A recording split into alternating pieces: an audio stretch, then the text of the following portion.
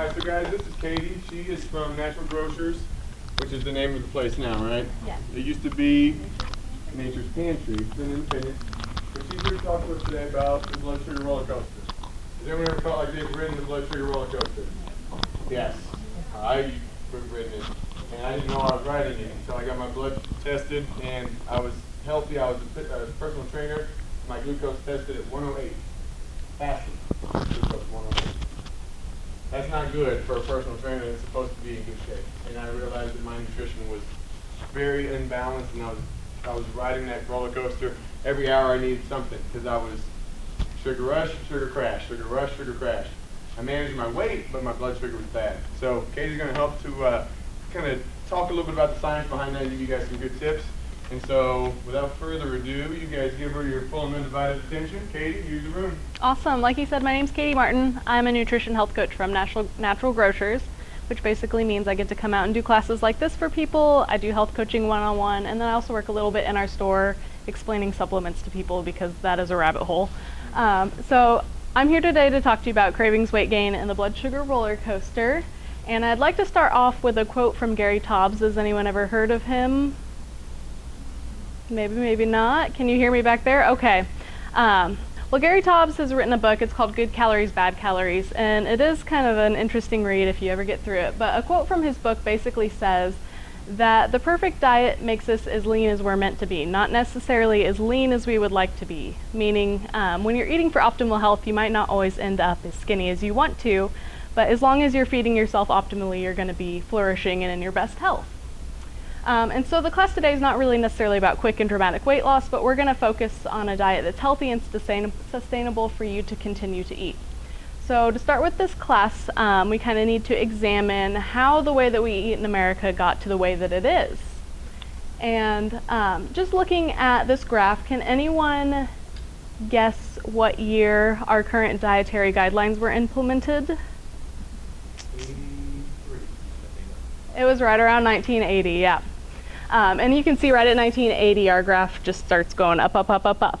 And our current dietary guidelines really center around a low-fat, higher carbohydrate, moderate protein way of eating, which is fine and all, but it obviously is not delivering the results that it intended to. And the real issue with these dietary guidelines is that they weren't fully researched before the government put them into action. So scientists were still doing research to back up their findings with this high carbohydrate, low fat eating when they put these laws into effect, essentially. And we can see that they really didn't change anything, and in fact it seems like we have gotten worse and worse as the years go by. So they've made these recommendations, and the recommendations shape the way that we eat in the country. So since then, we've had changes in our food availability in the United States, meaning things like butter and eggs have declined in the grocery store, and things like grains and sugar have inclined in their sales in the grocery store. And it's not necessarily just what we want to eat, but typically manufacturers will somewhat follow the dietary guidelines when they're selling things on the shelves. And we're going to kind of examine why this shift in the way that we eat has changed our bodies and our health overall. So today we're going to talk about what your blood sugar is. We're going to talk about how different foods impact your blood sugar. We're going to talk about how overusing insulin and insulin resistance are impacting our health. And then we're also going to talk about what can be done to support healthy blood sugar levels and optimal insulin function in our body. And all of these things are really greatly intertwined. So to start with, we need to look at our foods. Foods are made up of things called macronutrients. Macronutrients are going to be things like protein, carbohydrates, and fat. Most people have heard of that, right? But then we also have micronutrients. So those are the things that your macronutrients are made up of, is like amino acids, glucose, sugar, but then we also have vitamins, minerals, and things like phytonutrients. So one of the macronutrients we're going to focus on today are carbohydrates, because carbohydrates are the macronutrient that get turned into sugar in your mouth and intestines. Protein and fat don't really get turned into sugar in your intestines. It normally would happen if you're having like a severe malnutrition issue. So this is the one we're going to focus on today. Your body digests carbohydrates into sugar, and these are going to be absorbed into your bloodstream to become your blood sugar or blood glucose. And the amount of glucose traveling through our bloodstream is going to be our blood sugar. Now, typically you have about a teaspoon or 4 grams of sugar circulating in your bloodstream at all times, and that's what a normal level would be. Your body tightly regulates this because any fluctuation above or below this level can have severe health effects. So we have a bunch of hormones in our body to work to control this, and we're going to talk about what those hormones are. So the first two on here are going to be cortisol. Has anyone ever heard of that before? It's a stress hormone, right? It's everybody's favorite hormone. And glucagon. And these are going to raise our blood sugar when needed. So you can relate the stress hormone to a stressful event in your body. If you don't have enough blood sugar, you don't have enough energy to power your body. So they're going to release it from things like your liver and your muscle so that you have blood sugar when you need it and you're too low. But then we also have this hormone insulin that reduces our blood sugar when released. So this is when our blood sugar is too high or we've just eaten a really carbohydrate-rich meal. You can think of insulin kind of like the key to unlock the door to let your cells use glucose. Does that make sense to everybody? Give me one nod. Okay, cool, thanks. So when you eat a carbohydrate-rich meal, your foods get digested into blood sugar and it's released into your bloodstream. Insulin's role is to let your cells use that glucose as energy. Well, it can't use all of your energy all at once. There's going to be a little bit of extra. You can't just have this. Normally when you're just sitting there, you don't have like this wild burst of energy. You're doing something throughout the day. You're not going to use it all up at one time. So it's going to use that extra energy and store it as fat in your body. So this is an issue because of the way that we evolved and the way that we eat now. So throughout human history, scarcity was going to be much more of an issue than overabundance, meaning we were a lot more likely to run out of food than we were to have too much food and not know what to do with it. And that's why our insulin, anytime we have extra energy, goes ahead and stores it as fat in our body.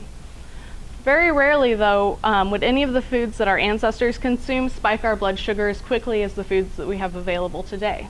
So when they ate foods back then, they didn't necessarily have this rapid incline in blood sugar from easily digested foods. Most of their foods were going to be bound to things like protein, fat, or some kind of fibrous vegetable.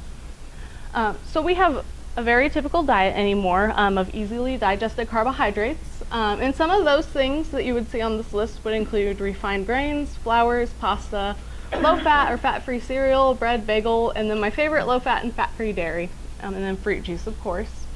But these are all going to have an increased requirement for insulin, and an increased requirement for insulin is going to lead to overuse of insulin. And I'm just going to kind of explain how this works. So insulin's role is to pull that sugar into your cells for use or storage, right? We can only use so much at once. We're all on the same page here, so it's going to be stored as fat. But overusing insulin can also make our cells resistant to opening that door to letting the glucose in. So the more insulin we have in circulation in response to our spike in blood sugar, the more resistant our cells are going to be to that insulin. They're going to say, hey, we hear you trying to open the door all the time, we're tired of it, and they're just going to block it out. And that's where we become insulin resistant. Because insulin's message is to move our bodies into storage mode, it's not only going to try to store away this glucose, or if we're resistant, it's not going to store any away at all, it's just going to keep circulating. But it also suppresses our fat burning, and that's where we get the weight gain. Large insulin secretions in response to like a high raise in blood sugar are going to cause all of our fuel stores to be locked away. So we're just using that available energy right away when we can from the glucose, and we're not burning any of our stored energy as fat. Typically, we're supposed to burn about 50 to 60% of our energy from our fat stores because that's how we evolved to live. We didn't evolve to have all this constant fluctuation of, well, we've got carbs, oh, we're gonna have a meal. An hour later, oh, I'm hungry again, gonna have some carbs. So it's gonna continue to lock that away. The thing that's interesting to me here is when you become insulin resistant, your cells are trying to let this glucose in, it can't, so the cells think that they're starving. But you've got all this insulin trying to let the glucose into the cell. This is why you can eat like a really rich carbohydrate heavy meal, and then about 30 minutes, an hour later, you feel like you're starving again. Has anyone ever experienced that? I've done that quite a bit. It's an easy cycle to fall into, and it just turns into a vicious cycle of insulin resistance. So we've got our contributors, our diet's high in refined carbohydrates, but there are also other things that can contribute to this resistance in our body, things like inflammation or lack of physical activity. Exercise definitely helps your ability to metabolize glucose. Being stressed out and having high cortisol levels, And then things like pesticides can interfere with that cycle as well. So once you become insulin resistant, insulin's no longer doing your job in the body, and glucose is not going to be pulled out of the bloodstream. So you're going to have high glucose and high insulin. And tissues in your body are going to become resistant at different rates. But it just tries to overcome this insulin resistance by producing more and more insulin. So you've got high levels of blood glucose and high levels of insulin all together. And that kind of looks like this graph that you'll see here. So you eat your unbalanced breakfast. You've got cold cereal, skim milk, orange juice, coffee. That all gets turned into sugar really quick and it spikes your blood sugar. Well, it can't remove it all from the bloodstream, but your body's going to produce an equally proportionate amount of insulin to try and bring that back down. But when you're resistant, it's not going to come all the way back down. And about that time you get to that second drop, you're going to be hungry, you're going to have cravings, you're going to want some more carbs, so you're going to eat some more. They're going to turn into sugar really fast, and you're going to go up on the next hump there. This is really stressful to your body, and it can impact you in your daily life. You can be irritable, moody, have brain fog, side effects that nobody really ever wants. I dropped my mic there. So there is a way to get off the roller coaster, and the easiest way to do that is to eat a natural foods diet that is limited in processed foods. And I've given everyone a handout, whether you grabbed one or not, of the meal wheel up there. And I think that's just a really good basic way to look at how to build your plate for blood sugar balance. The emphasis of the meal wheel is to fill about half your plate with vegetables, put about a third or fourth of your plate of a really high quality protein source, and then put some healthy fats in the mix as well. You could complete your meal with just those three things, but it does give you the option for additional carbohydrates, so a few whole grains here and there, and then fruit as well, because it would get really boring eating life without fruit. That's one of my favorite foods. But if you just build your plate in this way, whether or not you're measuring what you eat or counting your calories, you're going to have a good, strong foundation for blood sugar balance and just healthy eating in general. It does say 3 to 5 servings of vegetables. If you've got half your plate filled, you're knocking that out, no problem. Quality protein is going to be either a lean protein or just a naturally raised animal source. And then healthy fats are things like avocados, avocado oil, butter, coconut oil, olive oil, just to name a few. So a good example of a healthy and delicious breakfast would be 2 eggs scrambled in butter, a half cup of red peppers, a half cup of mushrooms, those are each a serving of vegetables, a slice of melted cheddar cheese, some turkey bacon. I would prefer to use the real thing. I really like real bacon. And then a medium pear. And typically that's going to be 2 servings of fruit. So you've knocked out 4 servings of your fruits and vegetables with one meal, less than 600 calories. It does look like it's high in fat, but you do need to remember that fat digests really slow, and so it's going to keep you nice and full. Only about 32 grams of carbohydrates. Those digest very slowly because in this meal they're all bound to fiber in a plant. Total fiber, you're knocking out at least a third of your daily requirement there, 10 grams. Total sugar is 19.9. That looks a little high to me, but again, they're all going to be bound to fiber in that fruit. So that's a nice healthy choice there. And then you get about 30 grams of protein. What I like to do here, let's see if we can go back. Does anyone have a favorite meal that does not line up with the meal wheel? There's a lot of them. Okay, so my favorite one is spaghetti and meatballs. Spaghetti is definitely not half a plate full of vegetables. Meatballs, here and there, but you can always take your favorite meal and make it fit the meal wheel. The easiest way for me to do this with my favorite example is to take the noodles and swap them out for zoodles. Everyone know what zoodles are? Yeah, zucchini noodles. And then I just saute them in some avocado oil, so I'm getting my healthy fat. I use my grass-fed beef, turn it into meatballs, and I've knocked out all the categories. I even get some fruit with my tomato sauce because tomato is a fruit. So I've hit 4 there with a meal that is typically unhealthy, turned it into a healthy blood sugar balancing meal. It's easier to do than you think, and there are tons of resources, and I know you have a good resource here too as well for creative ideas on how to eat. So we've gone through our healthy meal. Let's talk about what we want to avoid for healthy blood sugar. 2 that I really want to focus on for avoiding are going to be high glycemic foods and then damaging foods.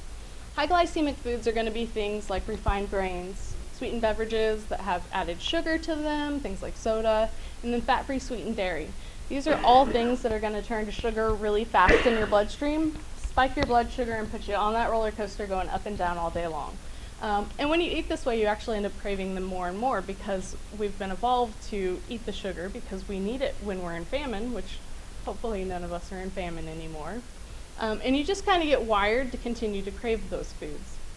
You also want to avoid damaging foods, so those will be artificial sweeteners, which actually spike your blood sugar more than real sugar, trans fats, omega-6 fats, and vegetable oils, and then any kind of processed food. Some people are going to tolerate carbohydrates a little bit better than others, so the exercise caution is kind of like a touch and go category, not something that you would want to be an everyday staple, but maybe an occasional indulgence. You have your high glycemic fruit and vegetables. Those are going to be things like cantaloupe, a really ripe banana that are going to digest faster than other fruits like berries. Fat-free and low-fat dairy. Again, the more fat it has in it, the slower it's going to digest, and the slower it's going to spike your blood sugar. And then things like agave and high fructose actually spike your blood sugar like artificial sweeteners faster than just eating the real deal sugar, which is really disappointing because for so long agave was like the health sweetener, and it's actually been shown that it's not all it's chalked up to be. So we've got our basics here, but we want to have our strategies for success, and my number one rule is always to plan. So if you don't plan out what you're going to eat, it's going to be really easy to look at the easy options and grab one of those. And the other two steps kind of fall into planning for me as well. So prepare. You want to prepare your food ahead of time so you have those healthy options to eat when you're ready to have a meal. And then pack. If you plan and prepare and then you don't pack your food, what was the point of the first two steps, right? And remember, our brains are wired to enjoy sugar, so it's going to be really, really difficult to quit sugar. Your brain's not going to like it when you quit eating sugar. It's actually going to increase your cravings just a little bit. It's kind of like a sugar detox that you need to go through. And it's just getting your blood sugar levels and insulin levels back down to normal. And that can take, maybe a week for some people. It could be months for others. It depends on where you're at on your health journey. It's different for everyone. I've been trying to quit sugar for at least 2 months now, and it's really hard. I had to give up the fruit. So it's not an easy task, but if you keep working at it, you will eventually get there. Besides just the food piece, there are other parts that go into our blood sugar balance, and those are going to be things like sleep and exercise. So sleep is probably my favorite thing personally in the whole world, and lack of sleep is linked to things like weight gain, insulin resistance, which we're trying to avoid, and increased cortisol, which loops back into having increased insulin resistance. So the recommendation, 7 to 9 hours per night, and you want an absolutely dark environment. That means no cell phones, no open windows, and if you have to use an eye mask or blackout curtains to get that, that's the route to go. Most of the recommendations are to remove all the electronics from the bedroom, including the TV, because if it's in there, I know you're going to be tempted to watch it, just like my husband is, and I'm crazy, and I yell at him and tell him, no, you can't do that. So if you take it out of the bedroom, you won't be tempted, and you'll make it a good, calm environment for you to know to go rest in there. On top of sleep, you also want to exercise. It's good just in general to be fit and active. Just a small recommendation, walk at least 10 minutes per day at a brisk pace. More general health recommendations, you want to spend about 1 to 5 hours a week doing some kind of increased mobility activity.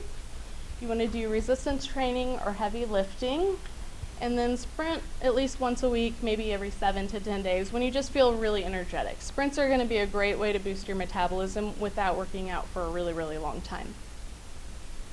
On top of our lifestyle factors, I just want to summarize that we have 3 major steps to achieve success with our blood sugar roller coaster. We want to eat our healthy and delicious diet and just follow the guidelines set in the meal wheel.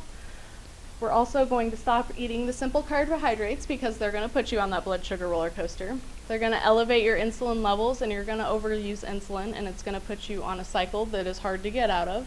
And you're going to continue to store fat and not burn it. And I think that's probably the biggest one for most people, is we just want to learn how to quit storing fat.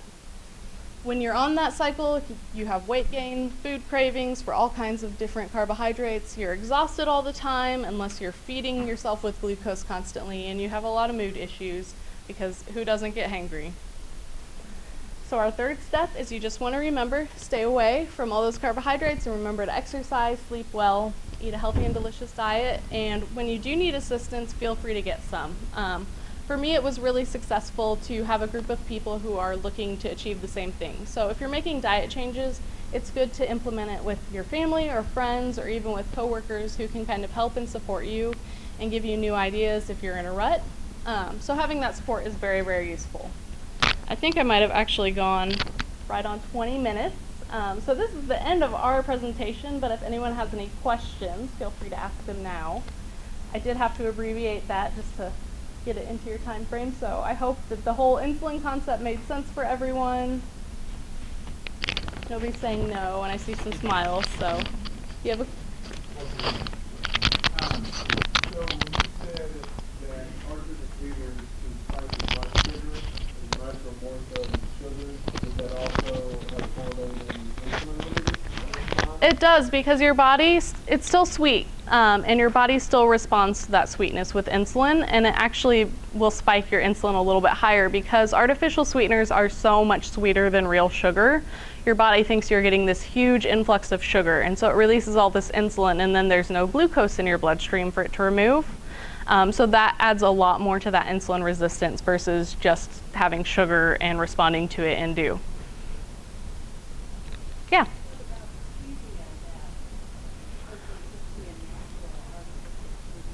So the only difference with stevia is that there is a cell receptor that is the same shape as that in our bodies versus the artificially man-made ones.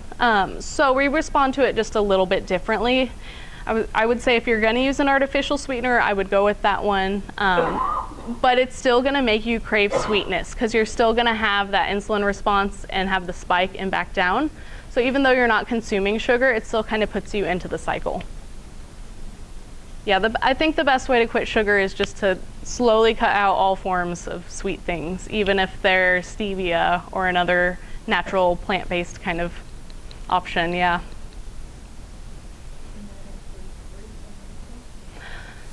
Everybody's different. For me, I only found success after I cut out fruit for a couple weeks. And obviously you'll be able to add that one back in eventually, but just depending on how severe your sugar reliance is, it's going to be different for everybody. I'm not going to say everybody needs to quit fruit, but there are some fruit options that are better than others too. Berries are going to be a better option than eating like a really ripe banana or a whole melon or something like that. Typically, the more sour the fruit, the lower the insulin response to that. So a banana is high in sugar? Depending on what stage of its life it's in. So a banana that's more green is going to be lower in sugar than one that has a bunch of brown spots. Bananas are a unique fruit. Any other questions? Yeah. So you also, and I mentioned this as well, that eating fat is not really fat. Right. Because sometimes that can be a common belief. So what is your recommended ratio of fat intake for a day? 50%? 40%? What do you think is proper? You know, I would say, again, depending on the individual, anywhere from, I would say 30 to 50%. I probably do closer to half of my daily calories from fat, and I find for me that it keeps me full enough that I'm not overeating all the time.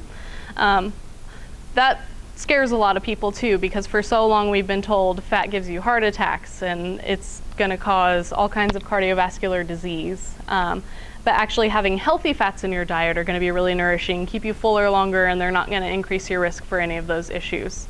Anyone ever heard of the Framingham Heart Study? I know you have, yeah. So it was a years-long study done in Massachusetts of all these people, and one of the things that's often misquoted from that study is that people who ate the most fat had an increased risk for cardiovascular disease, where it actually found people who ate the most natural fats, things like animal fat, saturated fat, they actually had a lower risk for cardiovascular disease and death mortality in all areas. So it was interesting. Fat's been really vilified, but it's not bad for you. You just have to choose the right kinds. One last one. I apologize. I know you guys are taking They have 4 more minutes. I'm letting her tell the story though. So you mentioned inflammation as well. Sugar is very much an inflammatory food. What is inflammation? Why is that? So inflammation is going to be your body's natural response to damage, which is good when you're injured, but when you have things like glucose always circulating, it actually damages your cells. And it was a slide I cut out of this because I didn't want to get too weighty on it, but when you have glucose always circulating in your bloodstream, it actually starts to affect the cells around it, and it glycolates them. So it creates these things called advanced glycolation end products, which stand for AGEs, and they cause inflammation, and like they spell age, they make us age a lot faster. So inflammation is going to increase our rate of aging. It's going to increase our rate aches and pains. It has all kinds of negative side effects because we're not supposed to be inflamed all the time, and that's what sugar does to us.